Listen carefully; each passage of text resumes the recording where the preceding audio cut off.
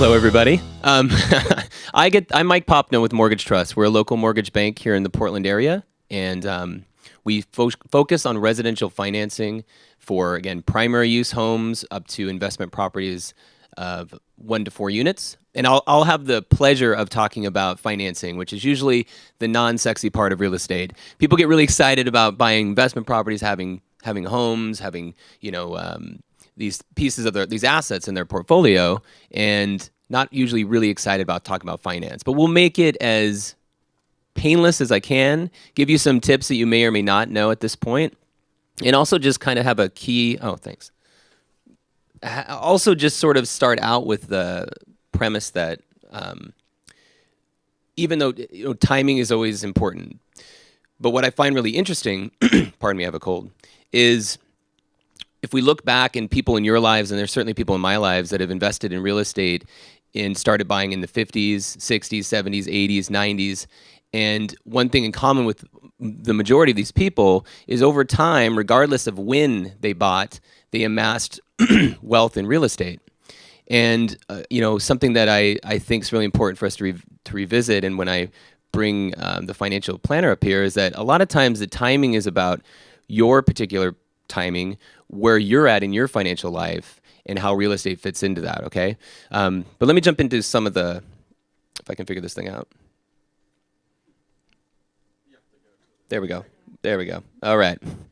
So residential financing, we're going to talk about the basics. I'll talk about some of the structures involved with the property that you are going to occupy or live in, as well as ones that you're purchasing but purely for the use of renting out or having as an investment property. So with residential financing, this will be any property 1 to 4 units. If it's above that, it will fall into the commercial realm, which we can help you with if you're looking to do that or diversify into that. But we'll focus on residential today. Owner-occupied, second home and investment use is something that we handle and can help you with. And again, a lot of people are a little bit nervous about financing these days, home loans, because of coming through the recession and the change that we've seen and how lenders make decisions. And definitely going from one extreme to the other, and hopefully we'll find kind of middle ground soon to where it's a little more makes sense and not kind of putting you through the ringer and giving you a part-time job when you get a home loan. But from a lender, what we're looking at are the 4 C's, and many of you have probably heard this before. But we're really looking at what's the credit of the borrower, what's their past performance, capacity, can they afford this? And that's really a key term that probably won't go away anytime soon, and I hope it doesn't, where we as the lender are really focusing on that affordability factor, which is what's keeping the default rates as low as they are now, which they're historically low. The capital that they have to use for the purchase, as well as what they have in their reserves and asset base. And then the collateral, we're really focused on that property. If it were to be taken back, how would that perform? How would it sell? What's the value? And we go into a lot of detail through appraising properties to determine that. So again, how much can one borrow? Well, it depends on several factors. Click.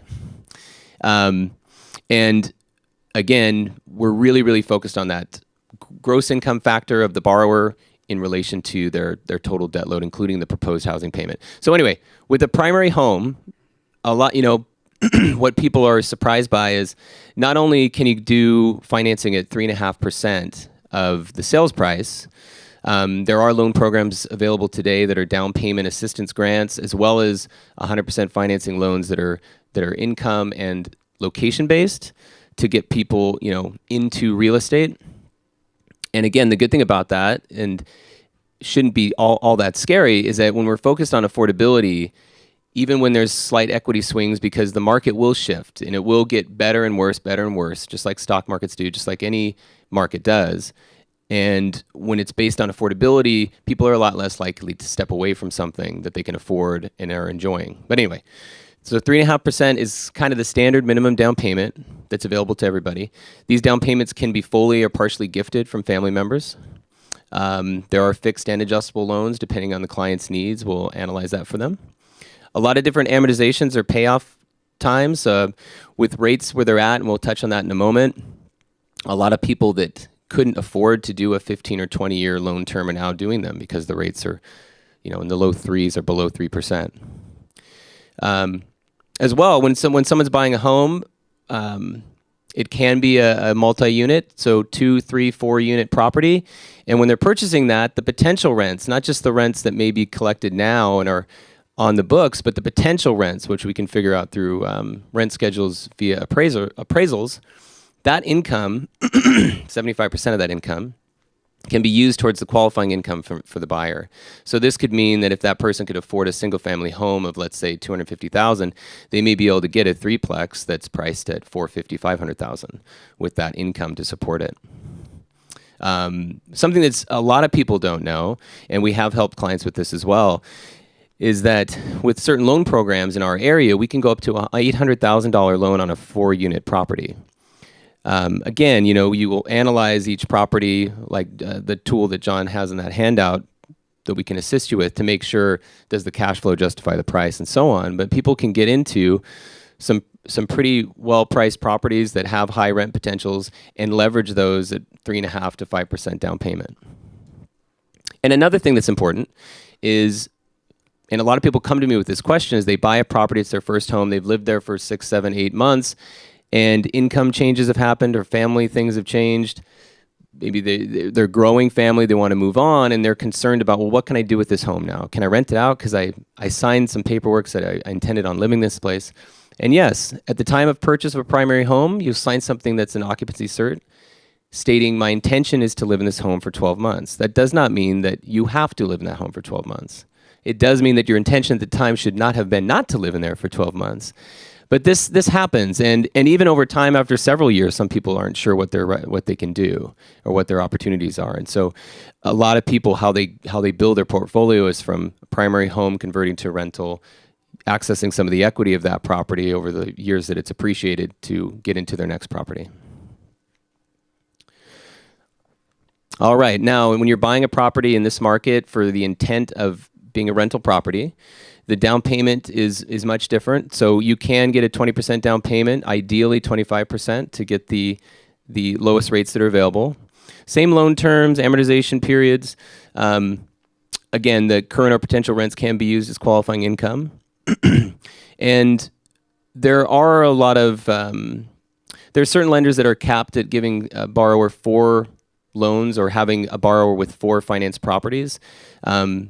But us as a lender, as well as plenty others in this market, can finance up to 11 properties for investors. So there's a lot of financing ability and leverage for those people that want to have significant real estate portfolios. Other things that are a little unique that people don't know, a lot of people are aware of 401k loans to get down payment funds to buy a home. But in addition, through a 401k, you can purchase real estate, and that's a very specialized thing that we won't go into today, but something that if you have questions about, we can definitely take offline. And again, equity in other real estate is the other very, very common way to, again, grow your real estate portfolio, and various ways of doing it. Different home equity loans, some can be fixed or variable rates, depending on the property that you're accessing that or putting that line on will give you different amounts of how much equity can you take out of that relative to the value of it. Again, with certain primary homes, you can get up to 90% of the value of the home in equity out to go into other real estate. And bridge loans, which are temporary financing for a property you may be in the process of selling but haven't sold yet, and you find a great opportunity to buy. You can tap that equity through a bridge loan, which is going to be a temporary 6-month to 12-month loan to get you into the next place, which you'll pay off from the proceeds of the sale of the home that you're planning on selling. Have I lost anyone yet? I've lost myself. All right. So to wrap this up, the history of interest rates. So as I'm sure many of you are aware, although our I feel like a lot of people's frame of reference is always pretty short term, is at one point in the early 80s, the average rate for a 30-year fixed loan was above 18%. As you've seen over the years, that's trickled around. If we run another number, you'll see that if you average this out, it's in the sevens, kind of where the 30-year fixed or that traditional home loan rate was averaging. In spring of 2012, the 30-year fixed was hovering right at 3.25%. And now we're back in a realm where we're right under 4%, rather, on a 30-year fixed, 15-year loans that are under 3%. So with rates where they're at, and still a lot of recovery, as John showed, a lot of areas of Portland especially still in recovery phase, meaning they haven't reached their equity potential based on just that standard forecasted 4% appreciation rate that had been happening since 1989 through pre-boom years. So with still a lot of equity gain available with rates as low as they are, I'm glad you're here to learn about real estate investing. So